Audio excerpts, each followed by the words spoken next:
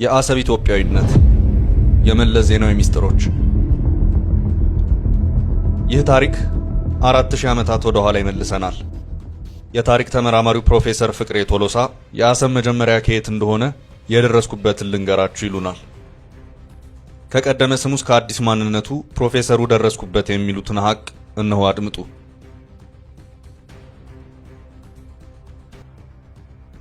አሰብ ከመባሉ በፊት የታሪክ መዛግብት እንደሚያስረዱን ስሙ ተርሴስ ነበር። ከ4000 ዓመታት በፊት ተርሴስ ብላ የሰየመችውም ተርሴስ የተባለች የጻድቁ የኢዮብ ልጅ ሚስት የሆነች ሴት ናት። ጻድቁ ኢዮብ በሰይጣን ተፈትኖ ፈተናውን አልፎ እንደገና ልጆች ወልዶ ወንዶች ልጆቹ ሚስቶቻቸውን ይዘው ወደ አፋር አገር ፈልሰው እንደነበር ታሪክ ይዘግባል። ታዲያ ከሴቶቹ አንዷ የባህሩን ወደብ ስታይ ስለወደደችው ስሟን ሕያው ለማድረግ ተርሴስ አለችው። ከዚያ በኋላ ለ4000 ዓመታት ተርሴስ የተባለው ስም በመካከለኛው ምስራቅ ሲያስተጋባ ኖረ። አሰብ የተባለው ስም ከባህር ጨውነት ጋር የተያያዘ በኋላ የመጣ ቃል ነው። ተርሴስ የሚለው መጠሪያ ግን ለምስክርነት በብሉይ ኪዳን ውስጥ በብዙ ቦታ ተጠቅሷል። እሱም ከአፋሮች ነጋዴነት ጋር የተያያዘ ነው። አሁን በመጽሐፍ ቅዱስ የተርሴስ ነጋዴዎች ይላቸዋል። የዚህ ምክንያቱ አፋሮች የሚያስደንቁ መርከቦች ሰርተው ብርቅዬና ውድ የሆኑ ማዕድናትንና የእርሻ ውጤቶችን እንዲሁም ለማዳ እንስሳትን እየጫኑ በድሮ ዓለም ይነግዱ ስለነበር ነው። ንጉሥ ሰለሞን የዛሬ 3000 ዓመት ቤተ መቅደሱን ሲገነባ የግብዓት ዕቃዎቹን የአፋርን ሉል፣ ወርቅ፣ ዞጺ፣ ውድ ጥቁር እንጨት ማለት ነው፣ እንዲሁም ዕጣን፣ ከርቤ፣ ሰንደልና የመሳሰሉትን አፋሮች ከተርሴስ ወደብ በመርከባቸው ጭነው ይልኩለት ነበር።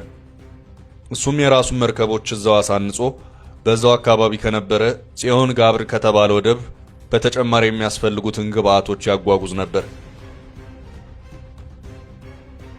በስፔን አካባቢ ያለው ተርሴስ የአሰቡን ለማስታወስ ኢትዮጵያውያን በስፔንና ፖርቱጋል የሰየሙት ነው። እንዴት ቢባል የዛሬ 2030 ዓመት መጋል የተባለው የጅማና የደርዴና ንጉሥ በአፋር መርከብ ተሳፍሮ የአማራን ጦረኛ ይዞ የኦሮሞ ካህናትን ጭኖ ስፔንና ፖርቱጋልን ለአጭር ጊዜ ቅኝ ገዝቶ የአሰብን ተርሴስ ለማስታወስ የስፔኑን ወደብ ተርሴስ ስላለው ነው። ይህን እኔ ፕሮሚስ ፉልፊልድ በተባለው መጽሐፌ ለዓለም ገልጫለሁ። የአማራና የኦሮሞ እውነተኛው የዘር ምንጭ የተሰኘውና የተሰወረውና ያልተነገረው የአይሁዳውያንና የኢትዮጵያውያን ታሪክ በተባሉትን መጽሐፎቼ ጠቅሻቸዋለሁ። ተክለ ጻድቅ መኩሪያ እንደሚተርኩልን እስከ 19ኛው ክፍለ ዘመን ድረስ አሰብ ሙሉ በሙሉ በኢትዮጵያ ቁጥጥር ሳለች ሱልጣን ኢብራሂም የተባለ የአፋር ባላባት ለአንድ የጣሊያን የንግድ መርከብ ኩባንያ ጊዜያዊ ማረፊያ የሆነው ዘንድ የአሰብ ወደብን እንዲጠቀምበት ገንዘብ ተቀብሎ ፈቀደለት። ሸጠለት የሚሉም አሉ። ቀስ በቀስ ግን ይህ ኩባንያ መሬቱን እንደራሱ ንብረት ቆጥሮ ለጣሊያን መንግስት መላውን ወደብ ሸጠለት። የጣሊያን መንግስትም ይህን ሰበብ አድርጎ ወታደሮች ወደዛ እየላከ ኢትዮጵያን በቅኝ ለመግዛት ወደ ውስጧ መዝለቅ ጀመረ።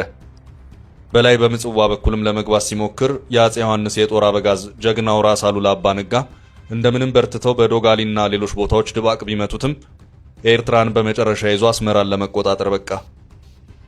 በ20ኛው ክፍለ ዘመን ፋሽስት ጣሊያን ኢትዮጵያን ወሮ ተሸንፎ ሲወጣ በዩኒየኒስት ወይም አንድነት ፓርቲ አባሎች አነሳሽነት በርከት ያሉ የኤርትራ ሰዎች በፍላጎታቸው መርጠው ከኢትዮጵያ ጋር በፌዴሬሽን ተቀላቀሉ። በዚህ ምክንያት ምጽዋና አሰብም ለኢትዮጵያ ተመለሱ። የኢሳያስ አባት አቶ አፈወርቂም ኤርትራ ከኢትዮጵያ ጋር እንድትዋሃድ ከታገሉት ሰዎች አንዱ ነበሩ። ምንም እንኳን ልጃቸው ወደ ሻዕቢያነት ተለውጦ የኢትዮጵያን መንግስት ተዋግቶ የኋላ ኋላ ኤርትራን ከኢትዮጵያ ቢያስገነጥልም ቀደም ሲል አፄ ኃይለ ሥላሴ ለአንድነቱ ጉዳይ በጣም ተግተውበት ስለነበር በወቅቱ እንዲህ ተብሎ ተዘፍኖላቸው ነበር። አባ ጠቅል ሳለ ማንን እፈራለሁ፣ በኤርትራ ባህር ገብቼ ዋኛለሁ። አባ ጠቅል ኃይሌ የኢትዮጵያ ምሰሶ፣ የተዘጋውን በር ከፈተው መልሶ። ጣሊያን ከኢትዮጵያ እስከተባረረበት ወቅት የአሰብ ወደብን ቢይዝም የኢትዮጵያ አፋሮች ኩናማና ብሌኖች እሱን ከመጤፍ ሳይቆጥሩት አሰብ የነሱና የኢትዮጵያ እንደሆነች ያስቡ ነበር። ኢትዮጵያና ኤርትራ በፌዴሬሽን አብረው ከሆኑበትና ባለፉት የቅርብ ዓመታት ኤርትራ እስከተገነጠለችበት ወቅት ኢትዮጵያ አሰብና ምጽዋን በእኩል ታስተዳድር ነበር። ምጽዋን አዳብራ በባህር ኃይል መርከቦች ሞልታ አሰብን ደግሞ የንግድ መርከቦች አስፈራበት ነበር። ምጽዋ ላይ የነበሩትን የጦር መርከቦች ህወሓትና ሻዕቢያ ተመሳጥረው ወደ የመንና ሌሎች የአረብ ሀገራት ወስደው በርካሽ ዋጋ መጣላቸው አይዘነጋም። በ1950 ዓመተ ምህረት ማለትም የዛሬ 67 ዓመት አሰብ በስም ወደብ ይባል እንጂ ከቶም ከእውነተኛ ወደብ የሚቆጠር አልነበረም። ከተማውም በቂ የመጠጥ ውሃና የመብራት አገልግሎት አልነበሩትም። አሰብ ተገንብቶ በዓለም አቀፍ ደረጃ ያገለግል ዘንድ ቀዳማዊ አፄ ኃይለ ሥላሴ አርቀው በማሰብ በዘመናዊነት እንዲገነባ አዘዙ። የወደቡም ዋና አስተዳደር በመከላከያ ሚኒስቴር ስር ገብቶ የወቅቱ የመከላከያ ሚኒስትር የነበሩት በወንድማማቾቹ በግርማሜና በመንግስቱ ንዋይ መፈንቅለ መንግስት የተረሸኑት አርበኛው ራስ አበበ የመሐንዲሶቹን እቅድ አጸደቁት። የግንባታውን ብድር የተገኘው ከዩጎዝላቪያ መንግስት ሲሆን የበላይ መሐንዲሶቹም ዩጎዝላቪያኖች ነበሩ። ከኢትዮጵያ በኩል ደግሞ ኢንጂነር በቀለ። ለወደቡ ግንባታ የተመደበው ገንዘብ 25 ሚሊዮን ብር ሲሆን ይህም ገንዘብ ለዘመኑ በጣም በርካታ ነበር። ግንባታው ከተያዘለት ጊዜ ቀድሞ ሲጠናቀቅ የአሰብ ወደብ ተስፋፍቶ አስፈላጊዎቹ ቤቶች ሁሉ ተሰርተውለት በዓለም አቀፍ ደረጃ ብቁ ሆነ። የባህር ትራንዚትና የጉምሩክ ቢሮዎችም ተከፍተውለት ስራውን በስነ ስርዓት ጀመረ። የከተማውም ህዝብ በቂ መብራትና ውሃ አገኘ። የኤርትራን ከኢትዮጵያ መገንጠል ኢሳያስ አፈወርቂና መለስ ዜናዊ ለኢትዮጵያ ህዝብ ሳያማክሩ የሰፊውን ኤርትራውያንም እውነተኛ ምኞትና ፍላጎት ሳይጠይቁ በግድና በማስፈራራት ከባርነትና ከነጻነት የቱ ይሻላቸዋል ብለው መገንጠልን አስመረጧቸው። እዚህ ላይ መረሳት የሌለበት ነገር ኤርትራ ከኢትዮጵያ እንድትገነጠል ከኢሳያስ አፈወርቂ ይልቅ የመለስ ዜናዊ ጥድፊያ ነው። ከተባበሩት መንግስታት ማህበር ኤርትራ ከኢትዮጵያ ቶሎ ትገንጠልልኝ ብሎ ሲከትብ አጀብ አጀብ አገሩን ቶሎ ለማስገንጠል የሚጽፍ መሪ ብለው የዓለም ፖለቲከኞች ተደመሙ። መለስ ለምን ተጣድፎ ኤርትራን ለማስገንጠል እንደፈለገ ሰዎች የተለያዩ ምክንያቶች ያቀርባሉ። ከምክንያቶቹ አንዱ እናቱ ኤርትራዊ ስለሆኑ ነው ይላሉ። አባቱ አቶ ዜናዊ አባታቸው ደጃዝማች አስረስ ለጣሊያን ገብተው ስለነበር በአባታቸው ጥፋት በትግራይ ህዝብ ዘንድ አቶ ዜናዊን በፍቅር ስላላዩአቸውና ሚስትም አንድርልህም ስላሏቸው ከኤርትራ ሴት ልጅ ፈልገው እስከሚያገቡ ድረስ ስለበደሏቸው መለስ ቂም ይዞ ነው የሚሉም አሉ። ምናልባትም በሩሲያ መሪ በዮሴፍ ስታሊን ጽሑፍ በሰፈረው የብሔሮች እስከ መገንጠል መብት በሚለው መርሆ መለስ አምኖበትም ይሆናል። በነገራችን ላይ መለስ ከመባሉ አስቀድሞ ለገስ ከመባሉም በፊት በልጅነቱ ነጋሲ ይባል እንደነበር የመንደሩ ሰዎች ይናገራሉ። ይሄው መለስ በምርጫ 97 ህወሓት በተቃዋሚ ፓርቲዎች በነቅንጅት በተሸነፈችበት ወቅት ለምን ላለመሸነፍ እንደፈለገ ተጠይቆ ነበር። መልሱም የጀመርነውን ስራ ሳንጨርስ እንዴት ጥለን እንሄዳለን የሚል ነበር። ይህም ኤርትራን በሚገባ ሳላስገነጥል እንዴት ስልጣን ለቃለሁ ማለቱ ነበር። ኢሳያስ አፈወርቂ ግን ለመገንጠል አልቸኮለም ነበር። ምክንያቱም የኢትዮጵያ መንግስት መሪ እስከሚመስል ድረስ ኢትዮጵያ ውስጥ መንቀሳቀስ ተመችቶት ነበርና። በመለስ ትዕዛዝ ለኤርትራ ካሳ ይሰጣት ተብሎ ኤርትራ በቢሊዮን የሚቆጠር ብሮች አንድ ጊዜ ተችራ ነበር። ያለ ቀረጥ የችርቻሮ ዕቃዎች አስገብታ በርካሽ እየሸጠች የመርካቶ ነጋዴዎችን ከንግድ አስወጥታለች። ይግረማችሁ ብላ የኢትዮጵያን ቡና የኤርትራ ቡና ብላ ጆንያ ላይ ጽፋ ለዓለም የቡና ገበያ ለማቅረብም ደፍራ ነበር። አዲስ አበባ ይገኝ በነበረው ኤምባሲዋ ውስጥ ተቀናቃኞቿን ከማሰርም አልፋ እስከ መግደል እንደደረሰችም በወቅቱ ይነገር ነበር። በራሱ ምክንያት እሷ ቶሎ እንድትገነጠል ይሻ የነበረው መለስ ግን በሚስጥር የኢትዮጵያን ብር ቀይሮ ኤርትራ ካብታ የነበረውን ገንዘብ በሙሉ ከንቱ አስቀረባት። ይህም በመሆኑ ኢሳያስ ተበሳጭቶ እኔ በጀርባ ያዝዬ ወያኔን አዲስ አበባ አስገብቻት ብቻዋን ኢትዮጵያ ልትበላ ካደችኝ እያለ መናገር ጀመረ። በዚህ ብስጭቱም ህወሓትን ለመበቀል ብሎ ምድረ በዳውን ባድመን ሰበብ አድርጎ ነገር በመፈለግ በትግራይ ትምህርት ቤት ባሉ ህጻናት ላይ ቦምብ ጥሎ ኢትዮጵያን ወረረ። መላው ኢትዮጵያ ህዝብ በዚህ ድርጊቱ ተቆጥቶ ሆ ብሎ ዘመተበት። የኢትዮጵያም ሰራዊት በአሸናፊነት እየተመመ ወደ አሰብና አስመራ ሲገሰግስ ይሄው መለስ ዜናዊ ያስቆመው። በህወሓት ውስጥ የነበሩ እንደ ስዬ አብርሃ አይነቶች ከተዋጋን አይቀር ለምን አሰብን አንይዝም ብለው ቢቆጡ ሙሰኞች ተብለው ዘብጥያ መወርወራቸው የዛን ጊዜ ትዝታ ነው። አሁን በቅርቡ የኢትዮጵያ መከላከያና የህወሓት ጦር ሰራዊት ሲዋጉ የኢሳያስ ጦረኞች ትግራይ ውስጥ ገብተው ህወሓት ቀደም ሲል ከኢትዮጵያ ያባረረቻቸውን ኤርትራውያን በማስታወስ ቂም ይዘው በአያሌው ተበቅለዋቸዋል።